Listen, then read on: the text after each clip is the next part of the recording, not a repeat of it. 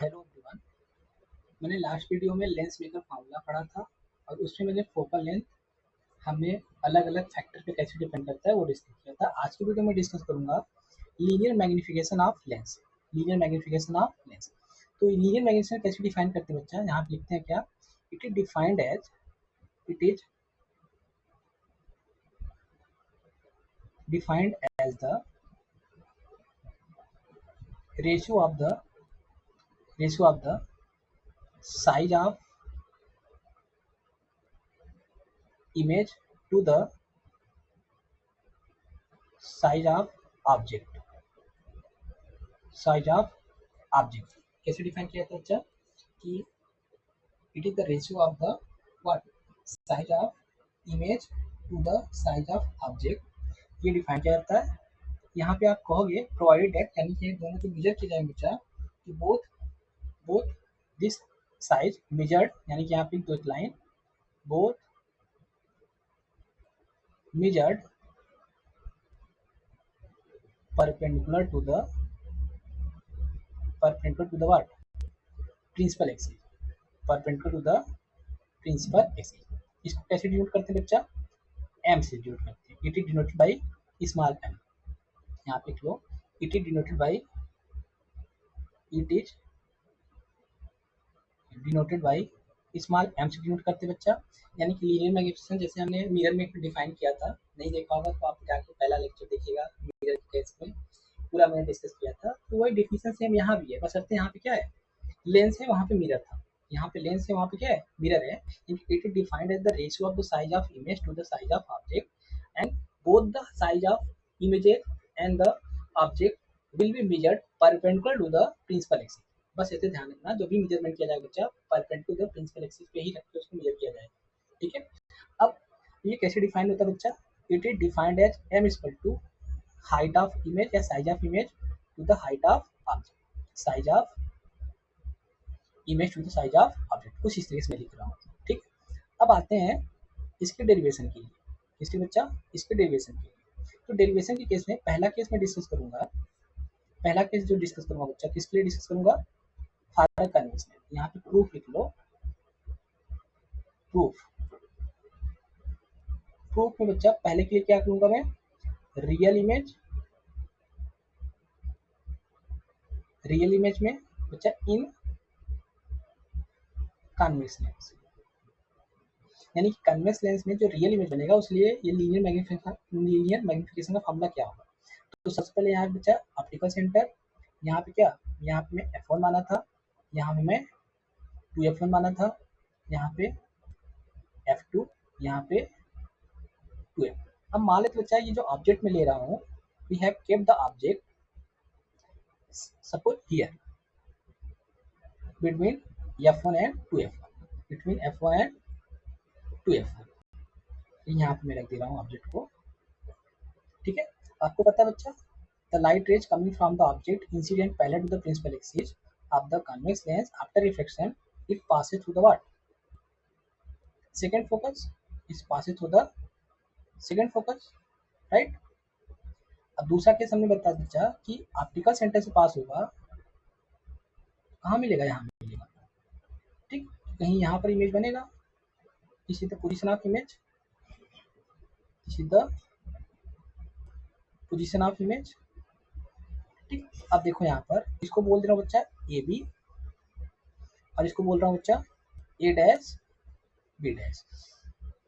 अब यहाँ पे मैं इंडिकेट कर दे रहा हूँ, we are indicating the distance of object from the optical center is u and distance of image from the optical center, इसको मैं कलर ही चेंज कर दे रहा हूँ, ब्लू कलर से लेता हूँ, this one and this one. ठीक। इसको मैं बच्चा u बोल रहा हूँ, इसको v बोल रहा हूँ। हाइट ऑफ ऑब्जेक्ट को मैं ho बोल रहा हूँ, हाइट ऑफ इमेज को मैं hi बोल रहा हूँ। हमने साइन कन्वेंशन रूल बताया था कि बच्चा अगर ऑप्टिकल सेंटर के अप डायरेक्शन में जाऊंगा परपेंडिकुलर कैसे लिया जाएगा वैल्यू, सबके सब पॉजिटिव लिया जाएगा। ऑप्टिकल सेंटर बच्चा राइट साइड में जाऊंगा तो निगेटिव वैल्यू, ऑप्टिकल सेंटर के लेफ्ट साइड में sorry positive value, right side में पॉजिटिव, और लेफ्ट साइड में कैसे सारी वैल्यू निगेटिव। अच्छा, डाउन में कैसे लिया जाएगा, सारी वैल्यू निगेटिव लिया जाएगा। और all the distances will be measured from the optical centre. अब देखो बच्चा, मैंने बताया था जो ये ट्रायंगल होते हैं, देखो ट्रायंगल, तो ये ट्रायंगल है बच्चा, ट्रायंगल ए बी ओ दिख रहा है, ए बी ओ। अच्छा ये सिमिलर होगा किससे? Triangle A dash B dash O से। देखो सेम चीज मैं प्रूव कर रहा हूँ, मैंने वहाँ पे लेंस फार्मूला पढ़ाया था डेरिवेशन करके बच्चा, पूरा पूरा वही वही कॉन्सेप्ट यूज कर रहा हूँ कि सिमिलरिटी प्रॉपर्टी कैसे यूज की जाती है, कौन से ट्रायंगल सिमिलर होंगे, कैसे होंगे। ट्रिपल ए का property, triple A triangle triangle sorry angle की मैंने प्रॉपर्टी यूज करके मैंने इसको कांग्रुएंट सॉरी सिमिलर मैंने प्रूव किया था। तो यहाँ पे मैंने बताया था ये 90 डिग्री, ये भी 90 डिग्री, ये बच्चा ये एंगल बराबर ये एंगल बन जाएगा, क्योंकि एक दूसरे को ऐसे वर्टिकल अपोजिट एंगल्स है, तो बच्चा को भी एंगल क्या हो जाएगा? सेम हो जाएगा। तो यहाँ से मैं क्या लिख सकता हूँ बच्चा? Ratio of sides of the triangles में इक्वेट कर सकता हूँ। तो यहाँ पे ले रहा हूँ A dash B dash upon A B equal to we can write here O A dash upon O A. देखो A B upon A dash क्या बच्चा यहाँ पे मैंने मान रखा है? हाइट ऑफ ऑब्जेक्ट है, हाइट ऑफ इमेज है, अरे height of object we can write here this is H I, this is H. अब बच्चा यहाँ मुझे लेना है साइन। तो मैंने बोला था हाइट ऑफ इमेज कैसा बना? इन्वर्टेड बन रहा है, तो यहाँ पे माइनस लूंगा, यहाँ पे लूंगा प्लस लूंगा। बच्चा ओ ए क्या है? O is the position of image that is taken as past and O is the position of object that is taken as negative. अब यहाँ पे आप देख रहे हो एच आई अपान एच ओ निकालूंगा तो मुझे मिलेगा बच्चा प्लस का वी अपान, और यही क्या है? लीनियर मैग्निफिकेशन, जो ratio of height of object, height of image to the height of object is known as linear magnification. तो आप यहाँ पे क्या नोटिस कर रहे हो बच्चा? यहाँ पे आप नोटिस ये कर रहे हो कि जो ये लीनियर मैग्निफिकेशन का फार्मूला आ रहा है, तो ये लीनियर मैग्निफिकेशन का फार्मूला आ रहा है वो कुछ मिरर वाले की जैसे ही आ रहा है, बस थोड़ा सा अंतर है, बस थोड़ा सा अंतर है। क्या अंतर है? मैंने मिरर के केस में जब इसको निकाला था बच्चा, मुझे यह मिला था H I upon H O equal to minus D upon A, और यहाँ पे क्या आ रहा है? प्लस आ रहा है।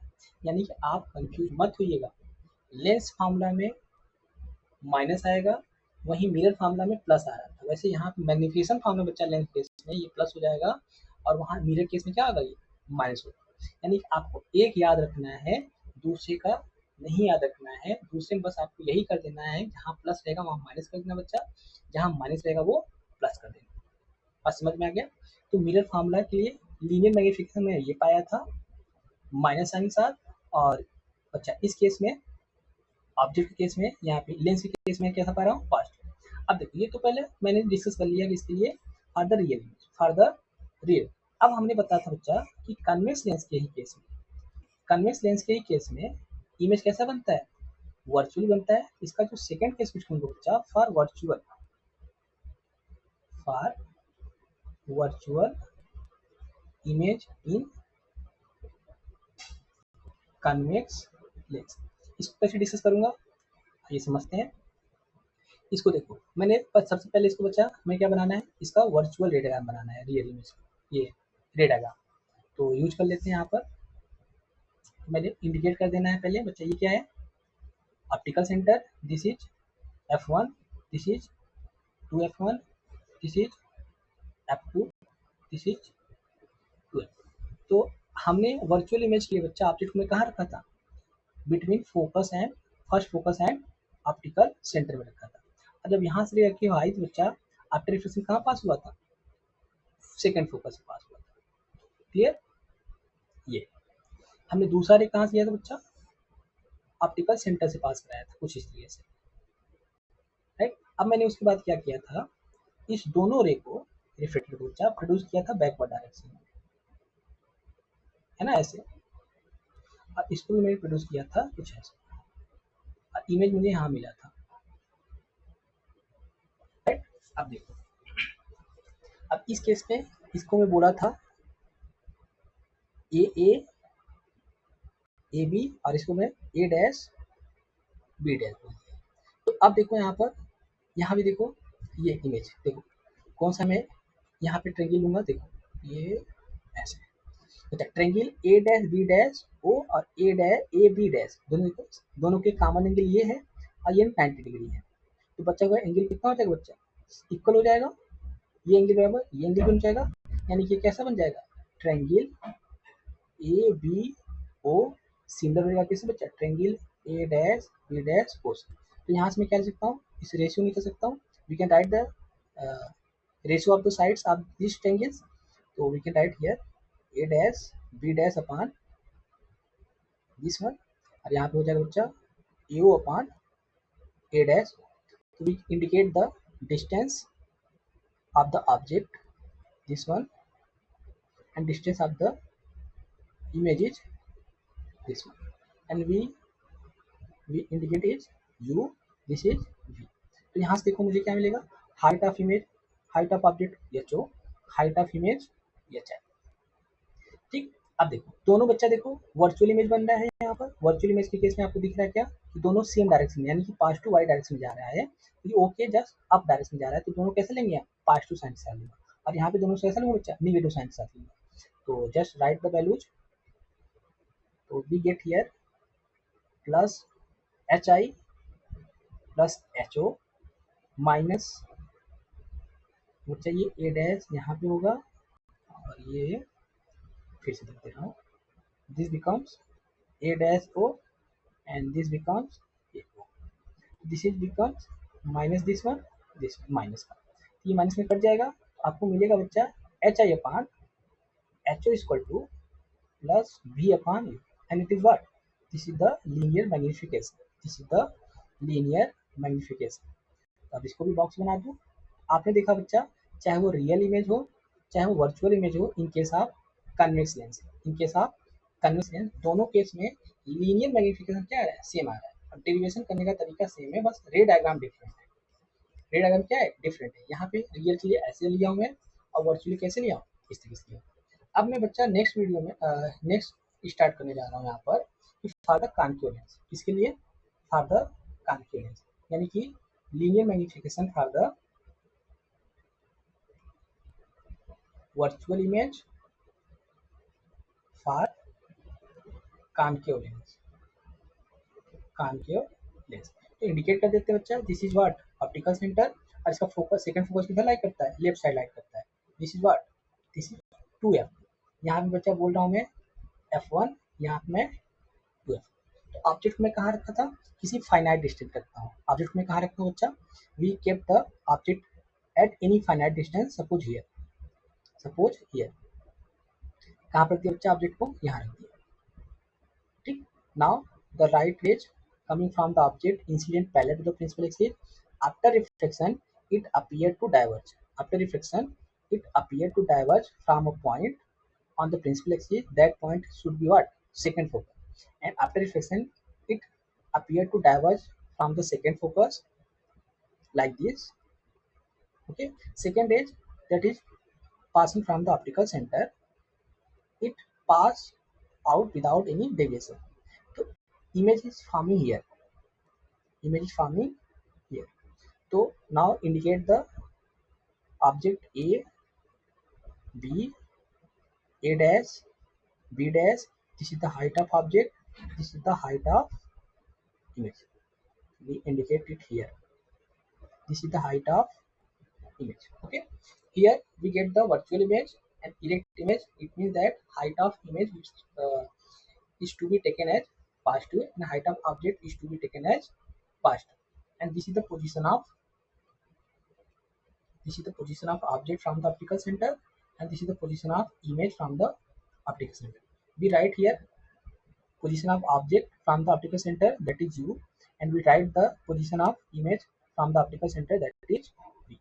Now again we prove the similarity property of the triangle.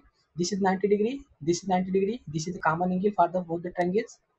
Again this angle barabar this angle. We can say that here what, we can say that triangle A B O similar to the triangle A dash B dash O. So we can write here the ratio of the side should be equal here. We can write here A dash B dash upon AB, and we can write here what, distance of this one, and it becomes A dash OA dash upon OA. Okay. Now put the values of A dash and AB. We get here. We get here what? This is H I plus sign sir, this is H O plus sign O A minus of U minus of V, this is minus of, this will cancel. Finally we get here what?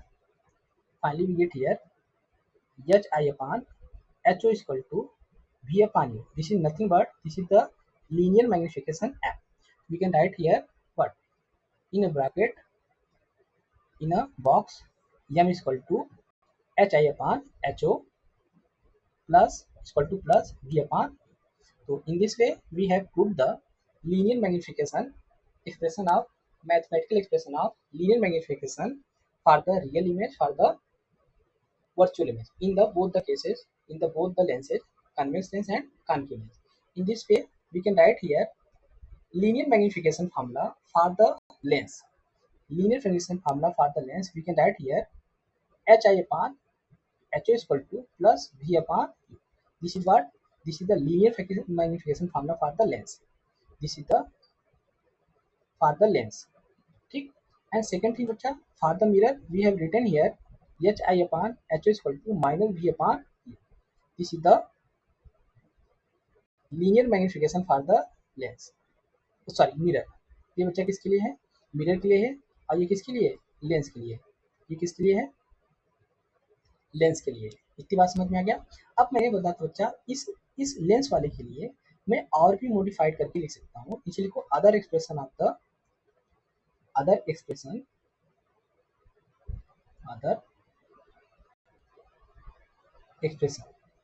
बच्चा we know that 1 upon v minus 1 upon u is equal to 1 upon f. From there if you multiply by v on both sides we get here v upon f, v upon v, it becomes v upon v. It becomes what? 1 v upon f is equal to 1 minus v upon u. Okay, so this v upon u can be written as 1 minus v upon f. From this f minus v upon f, this is what? This is the linear magnification. We can write here m is equal to, we can write here m is equal to f minus v upon small f. This is the expression of linear magnification in terms of focal length of the lens and position of image. Other expression we can write here in terms of focal length and position of object. How? From this value 1 upon f is equal to 1 upon v 1 upon u, right? Now we have to deduce the value of u. We write here 1 upon u is equal to 1 upon v minus 1 upon f. Sorry, v. We have to reduce the value of v here. So if we write 1 upon v is equal to 1 upon f plus 1 upon u, it becomes f plus u upon fu. This becomes u plus f upon uf. It becomes v, and v is equal to uf upon u plus f. Okay, now put the value of v in this equation. What? This equation m is equal to v upon u. We have this one, m is equal to 1 upon u in bracket. It can be written as uf upon u plus u will be cancelled here. Finally we get here f is equal to f upon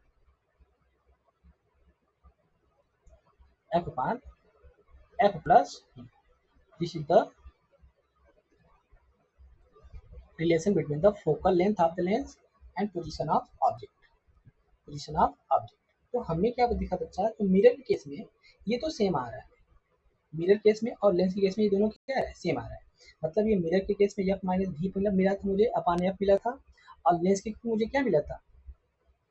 lens के case में भी मुझे मिला था यही.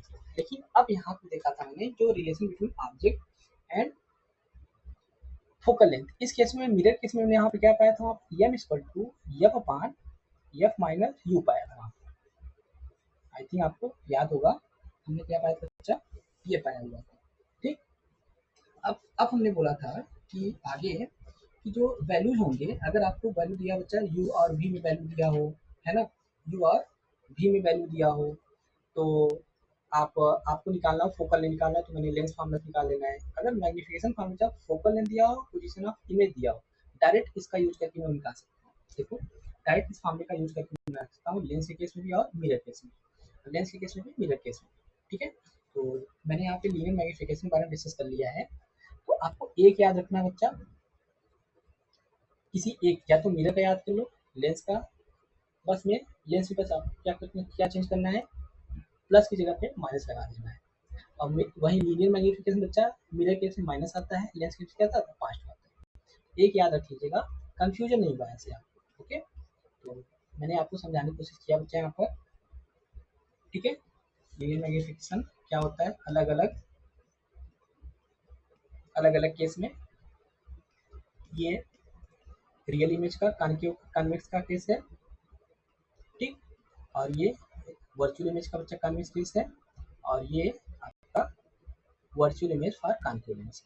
ठीक है, तो नेक्स्ट वीडियो में मैं power of the lens discuss करूंगा, power of the lens discuss करूंगा, combination of power of lens discuss करूंगा, कॉम्बिनेशन ऑफ फोकल डिस्कस करूंगा, फिर उसके बाद मैं न्यूमेरिकल डिस्कस करूंगा। Okay class, thank you.